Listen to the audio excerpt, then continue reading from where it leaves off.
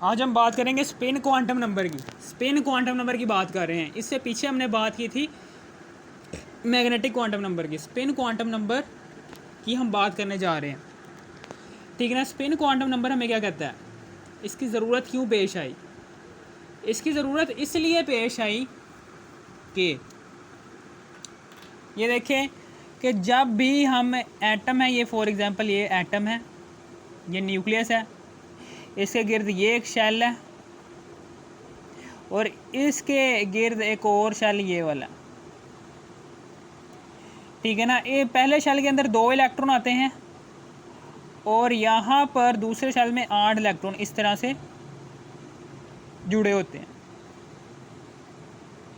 इसकी ज़रूरत इसलिए पेश आई क्योंकि ये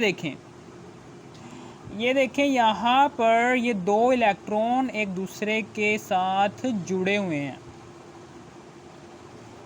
एक ऑर्बिटल के अंदर, आपको पता है, एक ऑर्बिटल के अंदर मैक्सिमम 2 इलेक्ट्रॉन्स आ सकते हैं और ये दोनों के दोनों इलेक्ट्रॉन आपस में एक दूसरे के साथ अटैच्ड हुए होते हैं।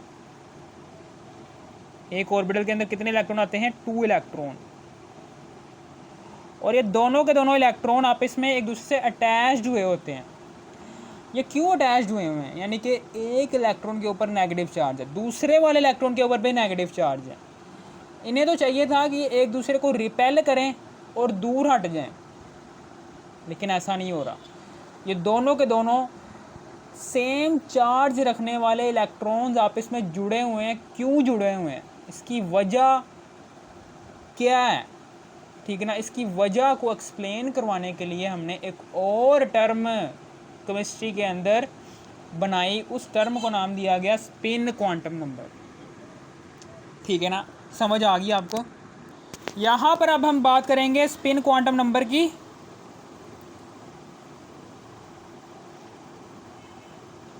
ये एक शेल है, ये दूसरा वाला शेल है, ये तीसरा वाला शेल है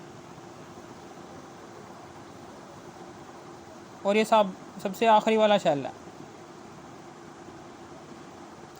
ठीक है ना। समझ आ गई आपको। यहाँ पर हमने एक इलेक्ट्रॉन यहाँ पर लिया और 2 इलेक्ट्रॉन इधर लिए, इधर आ गया, ये सोडियम है, ये सोडियम मेटल, अल्कली मेटल है। ये सोडियम एक अल्कली मेटल है। अल्कली मेटल्स वो होती हैं कि जिनके वैलेंस शेल में सिर्फ और सिर्फ एक इलेक्ट्रॉन होता है। सोडियम मेटल के अंदर के वैलेंस शेल में एक इलेक्ट्रॉन है, ठीक है ना। जैसे ही हम इस सोडियम, ये कौन सा एटम है, सोडियम एटम, जैसे ही हम यहाँ से इसको हीट देते हैं, ये हीट दी हमने, यहाँ से हमने इसको हीट दी, तो ये इलेक्ट्रॉन एक्साइटेड स्टेट में चला जाएगा। जैसे ये इलेक्ट्रॉन एक्साइटेड स्टेट में चला जाएगा तो ये इनर शेल से आउटर शेल की तरफ इस तरह से मूव करेगा। जाहिर सी बात है कि हमने हीट दी, जिसकी वजह से इलेक्ट्रॉन्स ने इस हीट को, इस वैलेंस शेल इलेक्ट्रॉन ने, जाहिर सी बात है कि जो इलेक्ट्रॉन वैलेंस शेल सबसे बाहर वाले शेल में होगा, वही सबसे पहले इस हीट को जज़ब करेगा। इनर शेल वाले इलेक्ट्रॉन बाद में हीट को जज़ब करेंगे। ये हीट सबसे पहले इस वैलेंस शेल वाले इलेक्ट्रॉन को मिलेगी। जैसे ही ये वैलेंस शेल वाला इलेक्ट्रॉन इस हीट को जज़ब करेगा तो ये चला जाएगा एक्साइटेड स्टेट में। जैसे ही ये एक्साइटेड स्टेट में चला जाएगा तो ये इनर शेल से आउटर शेल की तरफ मूव करेगा। मूव कर लिया और फिर उसके बाद कुछ देर के बाद जैसे ही इस इलेक्ट्रॉन के अंदर जो सी एनर्जी होगी जो इसने जज़ब की थी इस हीट के थ्रू, वो इस शेल के अंदर रिवॉल्व कर करके ख़त्म हो जाएगी ना, यानी कि एक्साइटेड स्टेट से बाहर आ जाएगा। यानी कि जैसे इसकी एक्साइटेड स्टेट ख़त्म हो जाएगी तो ये वापस से इनर शेल की तरफ आ जाएगा। इस दौरान ये क्या करेगा, ये एनर्जी खारिज करेगा। इस तरह से ये एनर्जी, इस तरह से ये क्या करेगा, ये एनर्जी को इस तरह से खारिज करेगा। ये एनर्जी खारिज हो गई। अब यहाँ पर करके हमने स्पेक्ट्रम रखा होता है। क्या रखा होता है, एक स्पेक्ट्रम रखा होता है स्पेक्ट्रोमीटर, स्पेक्ट्रोमीटर रखा होता है, ठीक है ना। यहाँ पर करके हमने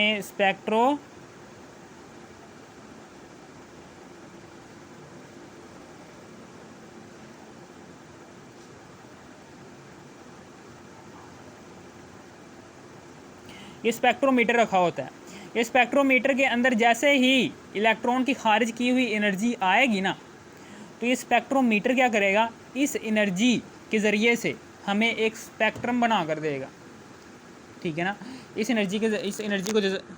एनर्जी को एब्जॉर्ब करेगा। इस एनर्जी के ज़रिए से ये जो सी एनर्जी इसने खारिज की है ना इलेक्ट्रॉन ने, उस एनर्जी को स्पेक्ट्रम के थ्रू, स्पेक्ट्रल लाइंस की मदद से हमें हासिल करके देगा। यानी कि ये स्पेक्ट्रम है, इस स्पेक्ट्रम के अंदर ये स्पेक्ट्रल लाइंस हैं,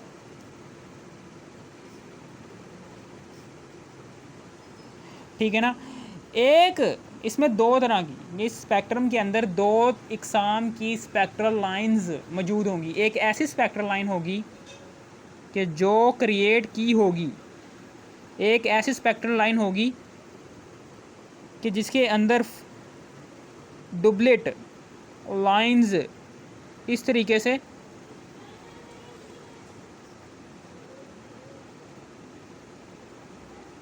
आई होंगी। और इसी तरीके से एक ऐसी स्पेक्ट्रल लाइन भी होगी यहाँ पर कि जहाँ पर फाइन लाइंस होंगी इस तरीके से,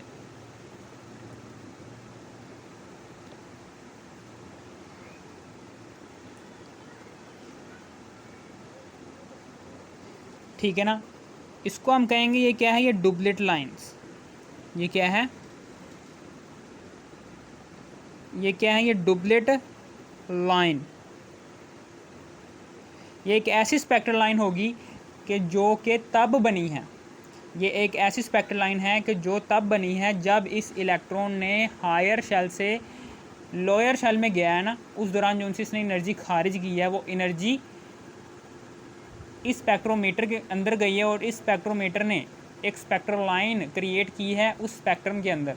वो स्पेक्ट्रल लाइन जो सी क्रिएट हुई है ना, उस स्पेक्ट्रल लाइन के अंदर डुप्लेट लाइंस एग्जिस्ट कर रही हैं। वो डुप्लेट लाइंस एग्जिस्ट कर रही हैं, वो इसी एनर्जी के थ्रू स्पेक्ट्रल लाइन बनी है। ये स्पेक्ट्रल लाइन किसके थ्रू बनी है, एक्साइटेड इलेक्ट्रॉन की वजह से बनी है। और ये वाली स्पेक्ट्रल फाइन लाइंस आपको पता है कि कैसे बनी है, कि इसमें क्या होता है, ये फाइन लाइंस आपको पता है कि कैसे, पीछे मैं पढ़ा कर आया हूँ, ठीक है ना। ये तो पता है ना आपको ये कैसे फाइन लाइंस बनती हैं, स्पेक्ट्रल लाइंस, ये फाइन लाइंस कैसे बनती हैं, ये पीछे मैंने पढ़ा कर आया हूँ स्पेक्ट्रम के बारे में सारा कुछ, ठीक है ना। ये आपको पता होगा फाइन लाइंस कैसे क्रिएट हुई हैं। ये जो उनसी डुप्लेट लाइंस है ना, इसकी बात करने जा रहा हूँ। ये वीडियो लंबी हो जाएगी, मेरा मोबाइल हो जाता है गर्म, इसलिए मैं ये नहीं बता रहा, ठीक है ना। ये आपको पता होना चाहिए, मैंने पीछे इसी चैनल में देख लेना, मैंने बताया हुआ है, ठीक है ना। ये डुप्लेट लाइन है, उसके बाद ये डुप्लेट लाइन है, ये डुप्लेट लाइन है, डुप्लेट लाइन आ गई है यहाँ पर, ठीक है ना। इस स्पेक्ट्रल लाइंस के अंदर डुप्लेट लाइंस एग्जिस्ट कर रही हैं, ठीक है ना। ये डुप्लेट लाइन एग्जिस्ट कर रही हैं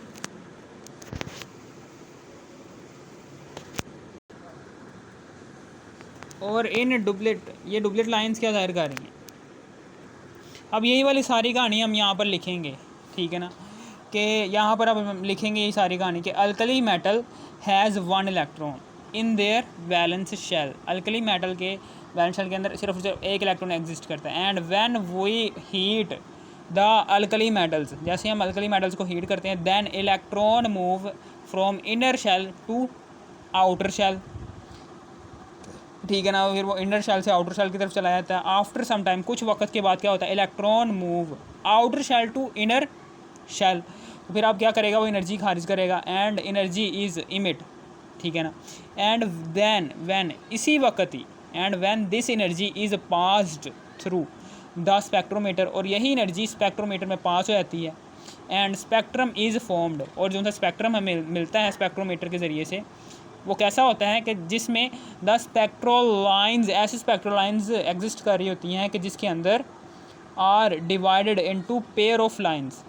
ऐसी स्पेक्ट्रल लाइंस एग्जिस्ट कर रही होती हैं कि जब हम उस स्पेक्ट्रल लाइंस को हाई रेजोल्यूशन स्पेक्ट्रोमीटर के ज़रिए से देखते हैं तो उन स्पेक्ट्रल लाइंस के अंदर लाइंस के पेयर बने हुए होते हैं, ठीक है ना।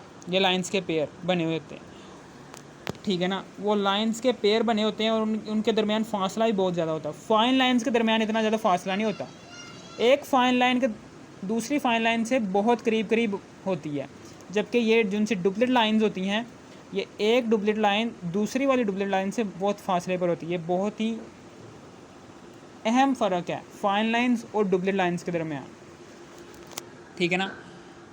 Divided into pair of lines which is called duplet, और इसी लाइंस को हम डुप्लेट का नाम देंगे, इसी लाइंस को हम क्या नाम देंगे, डुप्लेट का। And which is differ from fine lines, और यही जो उनसी चीज़ें हैं, ये जो उनसी डुप्लेट लाइंस हैं, ये फाइन लाइन से, ये जो उनसी फाइन लाइंस हैं इससे ये क्या होती हैं, डिफरेंट होती हैं। फाइन लाइंस के क्या होती हैं, डिफरेंट होती हैं, डिफरेंट, ठीक है ना। अब उसके बाद आगे, to explain the duplet we formed spin quantum number, यानी कि डुप्लेट को एक्सप्लेन करवाने के लिए हमने स्पिन क्वांटम नंबर को बनाया। यानी कि ये जो उनसा डुप्लेट लाइंस है ना, डुप्लेट लाइंस, इसको एक्सप्लेन करने के लिए हमने स्पिन क्वांटम नंबर बनाया। या फिर आप ऐसे भी कह सकते हैं कि इलेक्ट्रॉन एक ऑर्बिटल के अंदर दो इलेक्ट्रॉन्स एग्जिस्ट करते हैं, जो दोनों इलेक्ट्रॉन्स एक दूसरे के साथ मिले होते हैं। और वो क्यों आपस में मिले होते हैं, जबकि दोनों के ऊपर एक जैसा चार्ज है। इन्हें चाहिए था कि एक दूसरे को रिपेल कर दें, लेकिन ये मिले हुए हैं। इसी वजह को एक्सप्लेन किया स्पिन क्वांटम नंबर ने, ठीक है ना। ये क्यों मिले हुए हैं अभी मैं वजह भी बता देता हूँ। It is represented by S, इसको हम स्पिन क्वांटम नंबर को हम एस से रिप्रेजेंट करते हैं। और the values off spin quantum number is, ठीक है ना। ये वाली बात है ना, ये आखिरी वाली बात, इसको मैं एक्सप्लेन करने जा रहा हूँ। ये इम्पोर्टेंट बात है कि ये देखें, ये सूरज है, ये सन है, इसके गिर्द हमारी अर्थ है, ये इसके गिर्द ये अर्थ मूव कर रही है सर्कुलर मोशन में। सन क्या, ये सन के गिर्द जो सा ये अर्थ है, ये सर्कुलर मोशन में मूव कर रही है। और ये जो सी अर्थ है, ये अर्थ ये अपने एक्सिस के गिर्द इस तरह से भी मूव कर रही है, यानी कि अपने एक्सिस के गिर्द, यानी कि ये अपने एक्सिस है, यानी कि ये अर्थ है, ये उसका सेंटर है। ये अपने ये अर्थ क्या कर रही है, ये अपने एक्सिस, ये सेंटर के गिर्द रिवॉल्व कर रही है, ठीक है ना। एक तो ये सन के गिर्द सर्कुलर मोशन भी कर रही है, और अर्थ अपने एक्सिस के गिर्द रोटेटरी मोशन भी कर रही है। दो तरह की मोशन कर रही है। अर्थ सूरज के गिर्द सर्कुलर मोशन कर रही है। सूरज के गिर्द एक चक्कर मुकम्मल करने के लिए अर्थ को लगते हैं 365 दिन। और ये जो उनसी अर्थ है, जब ये अपने एक्सिस के गिर्द घूम रही होती है, उस वक़्त इसको अपने एक्सिस के गिर्द घूम रही होती है ना, उस दौरान इसको वक़्त कितना लगता है, 24 घंटे का, यानी कि एक दिन, 1 डे। एक दिन में अर्थ क्या करती है, अपने सेंटर के गिर्द, अपने एक्सिस के गिर्द एक चक्कर मुकम्मल कर लेती है। इसको कहते हैं रोटेटरी मोशन। एक दिन में ये रोटेटरी मोशन को मुकम्मल कर देती है। और सर्कुलर मोशन को अर्थ मुकम्मल करती है 365 दिन में। इसी तरीके से सेम यही वाली एग्जांपल दे रहा हूँ मैं इलेक्ट्रॉन के लिए भी। इलेक्ट्रॉन भी इस तरह ही होता है। ये न्यूक्लियस है, ये न्यूक्लियस के गिर्द ये इलेक्ट्रॉन है, ये इलेक्ट्रॉन भी ऐसे ही कर रहा होता है। एक तो ये न्यूक्लियस के गिर्द सर्कुलर मोशन भी कर रहा होता है, एक तो ये जो सा इलेक्ट्रॉन है ये न्यूक्लियस के गिर्द सर्कुलर मोशन भी कर रहा होता है, और यही वाला इलेक्ट्रॉन अपने एक्सिस के गिर्द इस तरह से रिवॉल्व कर रहा होता है।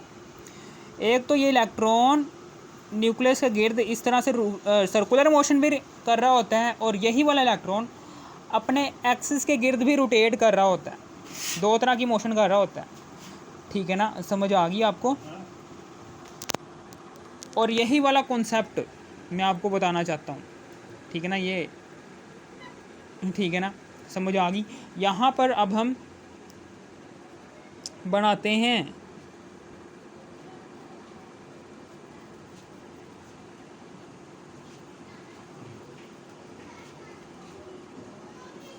ठीक है। ये डुप्लेट लाइंस है ना, ये डुप्लेट लाइंस ड्रॉ कर रहा हूँ। ये पहले डुप्लेट लाइन है, ये दूसरी वाली डुप्लेट लाइन है, ठीक है ना। यहाँ पर करके डुप्लेट लाइन के बिल्कुल दरमियान में करके एक इलेक्ट्रॉन यहाँ पर है और एक इलेक्ट्रॉन इधर है, ठीक है ना, समझ आ गई। ये इलेक्ट्रॉन एक ये वाला है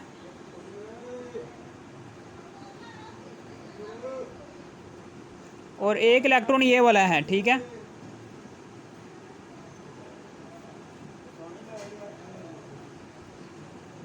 ठीक है ना, ये इलेक्ट्रॉन क्या करता है, ये क्लॉकवाइज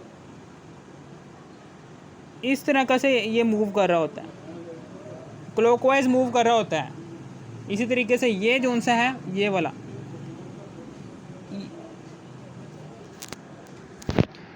ये इलेक्ट्रॉन जो सा होता है, ये वाला इलेक्ट्रॉन, ये इलेक्ट्रॉन अपने एक्सिस के गिर्द इस तरीके से क्लॉकवाइज मूव कर रहा होता है और ये वाला इलेक्ट्रॉन अपने एक्सिस के गिर्द